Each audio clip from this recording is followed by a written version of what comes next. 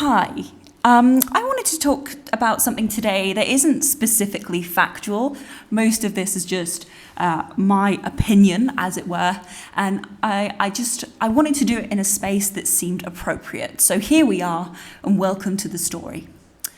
Many people have claustrophobia, but if you're a caver, you might actually have claustrophobia, more likely. Now, claustrophobia is basically the fear of being trapped. And it's a very understandable fear because if you think about it, on a biological level, you can't leave, right? You can't move. And if you can't move, you can't live. And if you can't live, you can't reproduce. So on a very innate level, that is really terrifying. And just in my opinion, I think that's part of the reasons why caving it can be really terrifying for some people. Not only this, I think there's a fight or flight response that happens when you get stuck. So if you get stuck in a small space, obviously you're going to get scared and you're trying to fight or fly. But then you realize you're between a rock and a hard place and you can't fight and you can't fly. And that's when I realized, actually, I think that's why caving is so terrifying and being trapped is actually genuinely terrifying. So, many questions people have asked me along those. Basically, what is it like to be stuck? What is it like to be stuck? Well, okay, for one thing, time slows down, for me anyway. Time slows down really slowly, so every second feels like 5 minutes. And the restriction of movement obviously means that you have to be careful with yourself, not in just a bodily way. I'm not talking about that. I'm talking about in a mental way, because you need to look after yourself. You're under threat, and this could easily turn into a trauma. You can get anxiety very easily. You can get maybe even some sort of PTSD afterwards if you don't do it for a long time. And that's all very serious, right? So you want to be very careful with yourself and how you think and how you move. Now, what I've realized for my own self is that the best thing you can do is move the body parts you can. And that seems to make sense for me, is that you just move the bits you can and the bits that can't will give way eventually. And from my experience, it won't be a short time to get out. It will be a long time, but you will get out and you will make it through. Most people do. It's very rarely somebody actually gets properly stuck.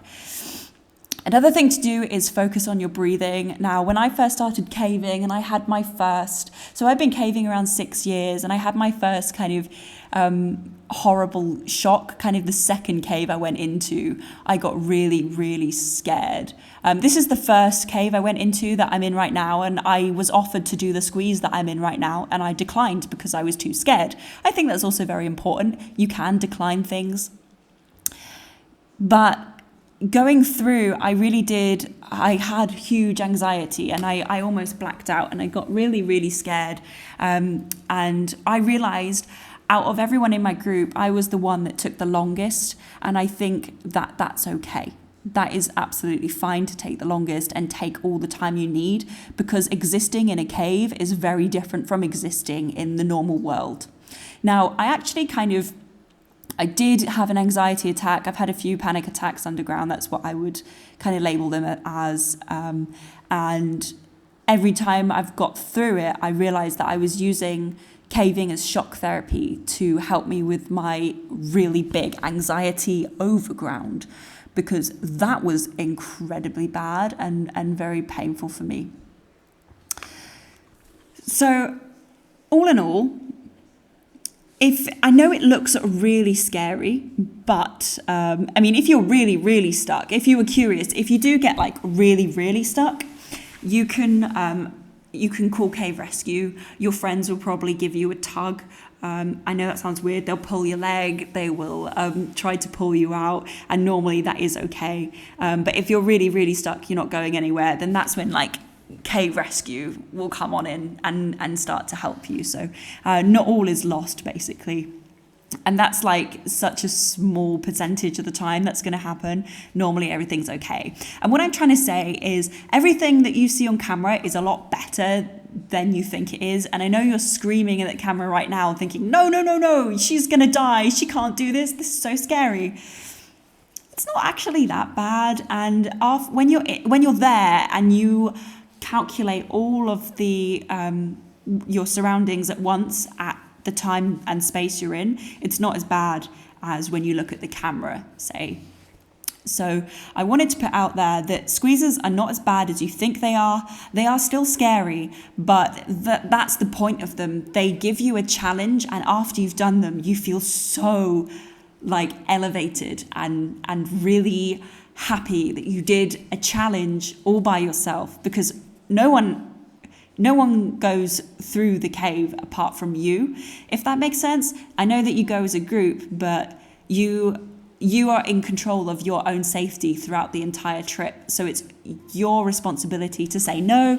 If there's something that you don't like, it's your responsibility to hold back. But that also makes it really a beautiful adventure, because you know that you did it yourself.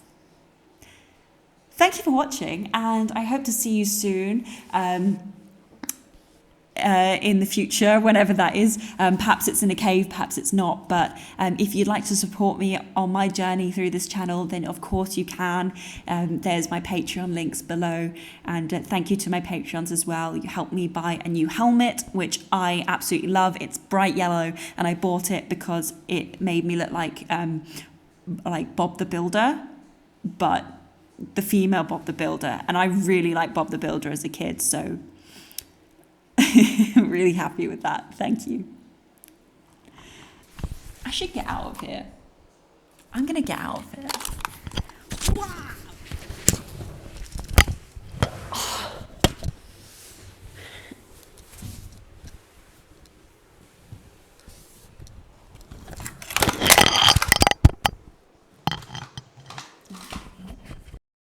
I'm free, you see? I'm Bob the Builder now.